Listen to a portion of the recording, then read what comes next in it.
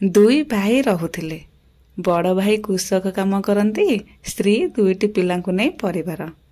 ସାନ ଭାଇ ବେପାର କରେ, ସ୍ତ୍ରୀ ଦୁଇଟି ପିଲାଙ୍କୁ ନେଇ ତାର ବି ପରିବାର। ବଡ଼ ଭାଇ ଅନ୍ୟର କୃଷକ କାମ କରେ, ଯାହା ଯେତିକି ପଇସା ଆଣେ ସ୍ତ୍ରୀ ହାତରେ ଦିଏ। ପିଲାମାନଙ୍କୁ ମା ସବୁବେଳେ କୁହେ, ଦେଖ ତୁମର ବାପା ବିଶ୍ରାମ ନ ନେଇ ପରିଶ୍ରମ କରିକି ପଇସାଟେ ଆଣୁଛନ୍ତି।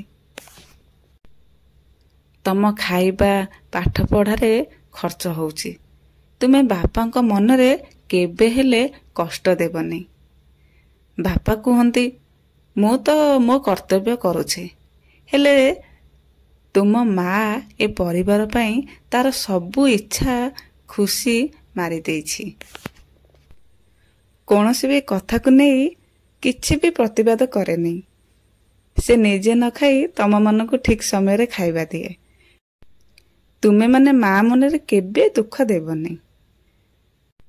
ପିଲାମାନେ ବି ବାପା ମା ଭିତରେ ଭଲ ପାଇବା, ଭଲ ବୁଝାମଣା ଏସବୁ ଦେଖନ୍ତି। ଭଲ ଶିକ୍ଷା ପାଇବା ସହିତ ଖୁସି ହୁଅନ୍ତି ବାପା ମାଙ୍କୁ ଦେଖି। ସେପଟେ ସାନ ଭାଇ ବେପାର କରେ, ଯାହା ରୋଜଗାର କରେ ପଇସା ଆଣିକି ସ୍ତ୍ରୀକୁ ଦିଏ। ଯେତେ ଦେଲେ ବି ସ୍ତ୍ରୀ କେବେ ହେଲେ ଖୁସି ନଥାଏ।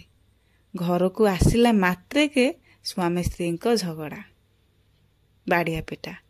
ଦିନେ ଦିନେ ମା ରାଗିକି ରୋଷେଇ କରେନି, ପିଲାମାନେ ଖାଇଲେ ଖାଇବେ ନହେଲେ ନାହିଁ।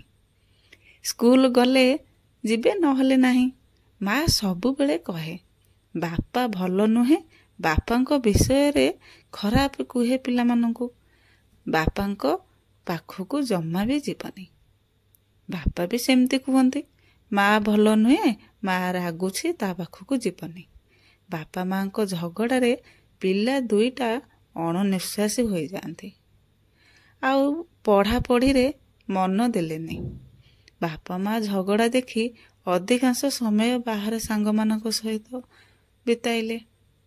ବାପା ମା ପିଲା ପଇସା ମାଗିଲା କେ ମାତ୍ରେ ହିସାବ ନ ରଖି ପିଲାମାନଙ୍କୁ ଦେଲେ। ପିଲା କୁଆଡ଼େ ନେଉଛି, କାହା ସହିତ ମିଶୁଛି କ'ଣ, ଏସବୁ ଆଉ ଦେଖୁନାହାନ୍ତି। ବାପା ମା ଝଗଡ଼ାରେ ତ ବ୍ୟସ୍ତ ରହିଲେ, ପିଲାମାନଙ୍କ କଥା କ'ଣ ବୁଝିବେ।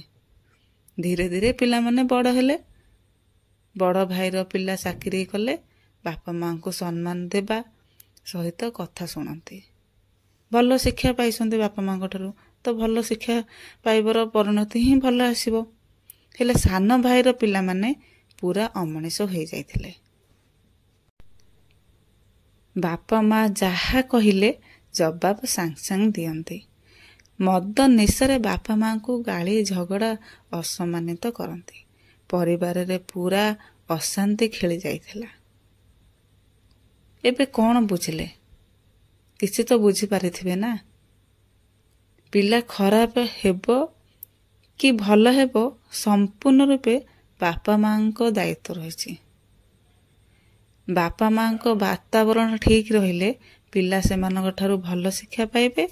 ଯଦି ବାପା ମାଙ୍କ ଭିତରେ କଳହ ବୁଝାମଣା ଠିକ୍ ନାହିଁ, ସେଠି ପିଲାର ମାନସିକ ଉପରେ ଖରାପ ପ୍ରଭାବ ପକାଇବ। ପିଲା ଖରାପ ଦିଗରେ ଗତି କରିବ। ପିଲା ଭଲ ହେବ କି ଖରାପ ହେବ, ବାପା ମା ଉଭୟ ଦାୟୀ।